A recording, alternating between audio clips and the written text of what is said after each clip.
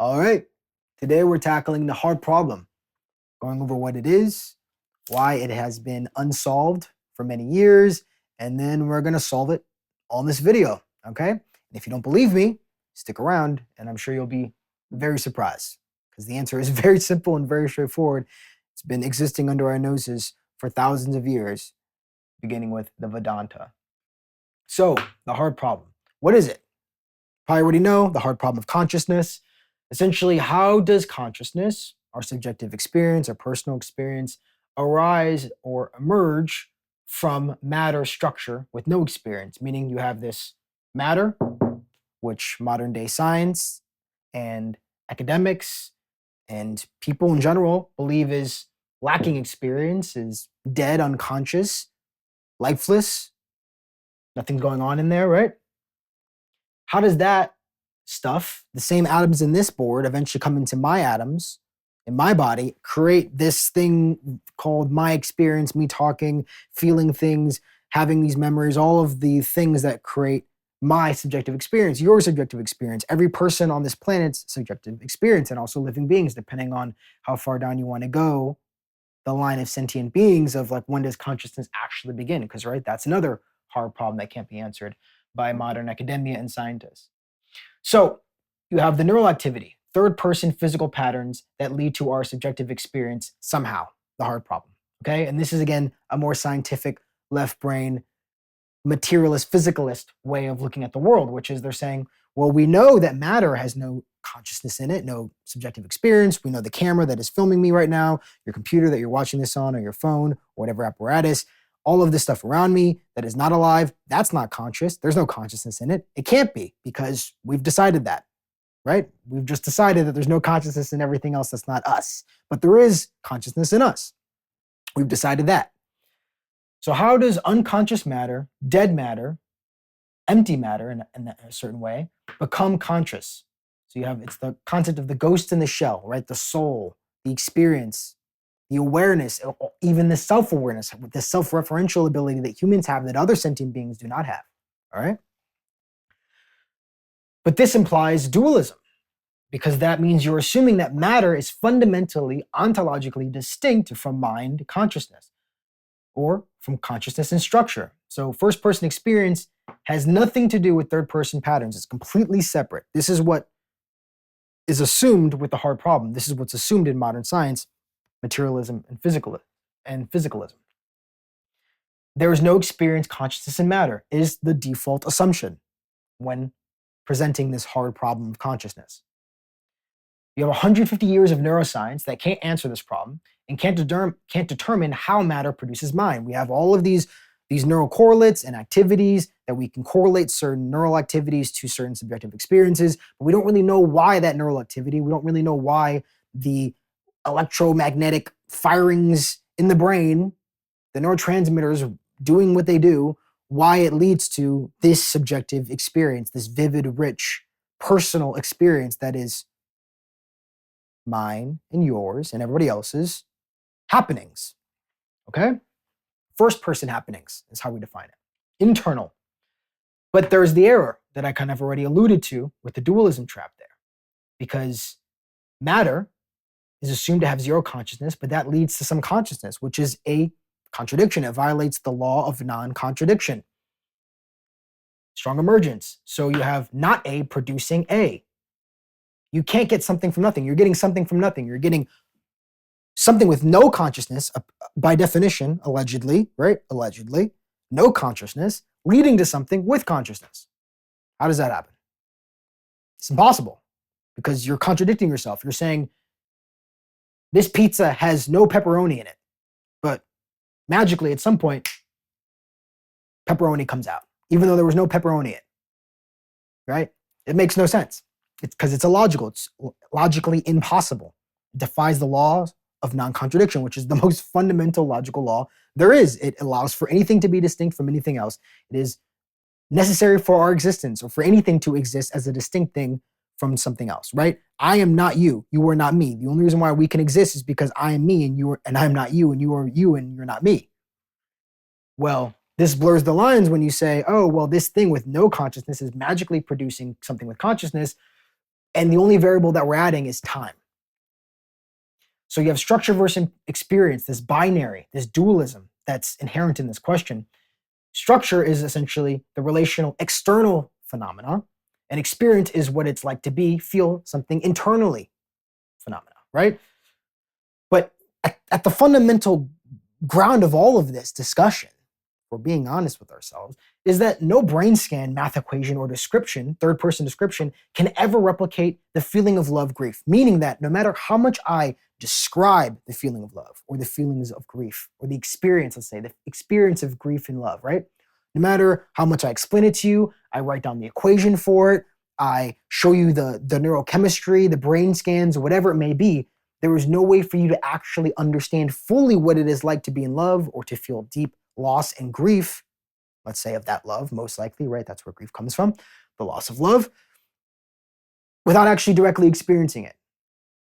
And that is at the base of the hard problem, okay? You can't encapsulate the rich subjective experience of our internal world through external objective, quote, objective phenomena. So to bring this all home then, to start solving and dissolving, really more so dissolving this hard problem, because what I'm really saying is that at the root core of this question is a fundamental illogical assumption, which is something coming from nothing, consciousness emerging from matter. On its face, it's nonsensical.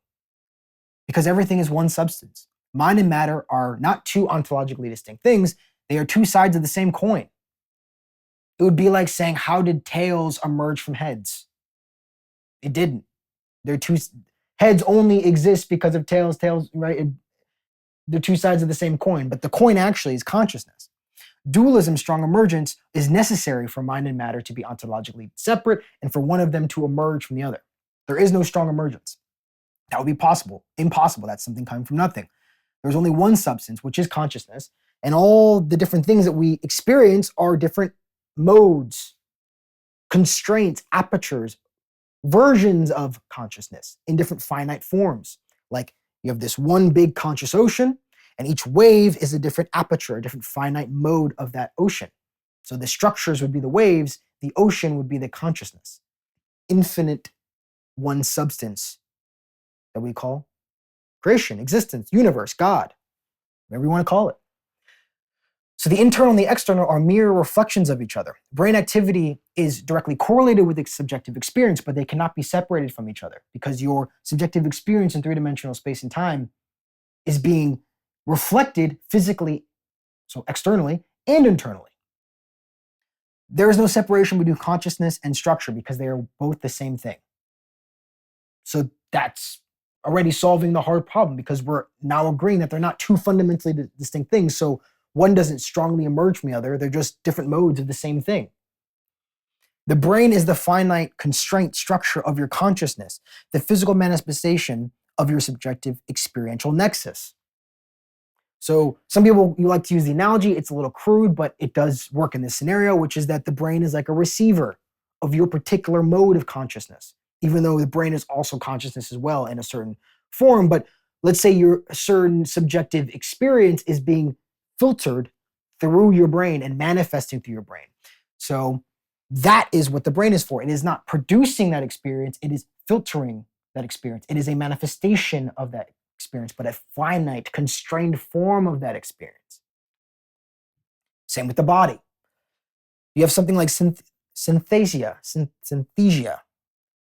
mixing of senses. So you have people like Kanye West or artists, usually artists and creatives, where you can say, hear colors. You can hear the color purple. You hear a sound and you can start seeing colors.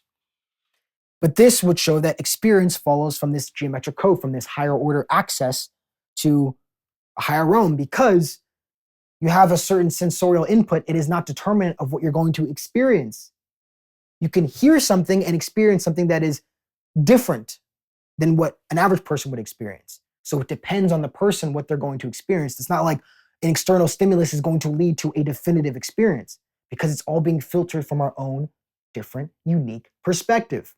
This is what I was talking about with the brain. Then you have phantom limb syndrome, which probably most of you have heard before. It's very fascinating and interesting.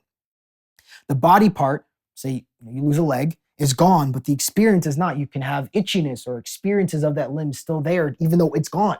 So even though the physical thing is gone, you're still having an experience of it, meaning that the experience is not dependent on that physical body part or that physical structure. The physical structure transcends. Did I say physical structure? The conscious experience transcends the physical structure. Okay? So experience is not dependent on the physical structure, on the physical domain. It is prior to that physical structure. The mind, it comes before the body, not temporally, but fundamentally. It grounds the physical realm. It's all mind. And so now we have the solution already, but we're going to walk you through the final standpoint to make it definitive, clear. This is a philosophical question, not an empirical scientific one. Okay? So wrong discipline, lock in. This is a materialist, physicalist problem being posited to scientists, meaning that there's this assumption, again, false assumption, aside from the problem itself being false, inherently erroneous at its core. But there's this belief that, we're going to eventually find this special neural activity or this special secret thing that's going to produce consciousness for us. Even people like Penrose are looking at microtubules, or quantum states are producing consciousness, because again, they're still thinking from this materialist, physicalist, reductionist standpoint. But I digress. The point is that you're never going to find the thing, the mechanism that's going to produce consciousness, because consciousness contains all the mechanisms. It's the container of the thing. It's trying to use your eye to see your own eye without mirrors. Like, it doesn't make any sense. So there's no data, there's no evidence that will answer this question, because it's a philosophical question that needs to be answered logically, using logic, not empirical evidence, which is downstream. You have logic, then you have math, and then you have empirical evidence, which is observational. It is 2 steps down. Logic is how you answer the hard problem, because you've already figured out that the hard problem is illogical, so it cannot be answered. It is an error. It's almost like saying, what's the marital status of a married bachelor? There is none. Or it'd be like, draw me a square circle. You can't. That's the hard problem. It's trying to get you to draw or visualize a square circle. It's impossible. That's the problem. That's why it's a hard problem. It's actually an impossible problem. So we're dissolving the hard problem. Modern science. It says that modern is fundamental, and matter magically emerges from it. You get A from not A. You get something from nothing. No. Complexity is just a no label. Emerges, arises, configures in a certain way, and then poof. No, this isn't Frosty the Snowman. It's not like you're going to put the matter in a certain position and put a hat on it, and it's going to start talking to you. It's not how reality works. That's illogical. It doesn't make any sense. So it operates in the physical domain, patterns and relations that can be observed. Science is very useful for that. It can observe the physical things that are happening. It can track them. It can use math to derive and observe and discover laws and solidify them, so we can learn more and more about the physical realm that we live in. But it cannot answer the hard problem, because it is positing a hard problem that is impossible to answer. And also, even if the hard problem was answerable, that's not the domain of science to prove or disprove, because science doesn't prove or disprove anything. It just fails to falsify things, or it observes things and tracks things in a pattern-like way, but it doesn't prove shit. Logic and math prove things. And so science answers the how, the mechanisms, right? It's falsifiable, but not the what and the why. That's philosophical, that's ontological, that's more fundamental. Metaphysical domain comes before the physical domain. Consciousness is the ground floor. Matter is derivative. It's a constrained, more finite form version of consciousness, of experience. Right? But this board is still part of experience. I am part of experience. We're all part of one big unified whole ocean of experience, of creation. All is mind. Matter is what we call mind under heavy constraint, low vibration. But this is our opinion. It is not an ontological fact. When we say a rock has no consciousness in it, that's our opinion. It's not a definitive fact, right?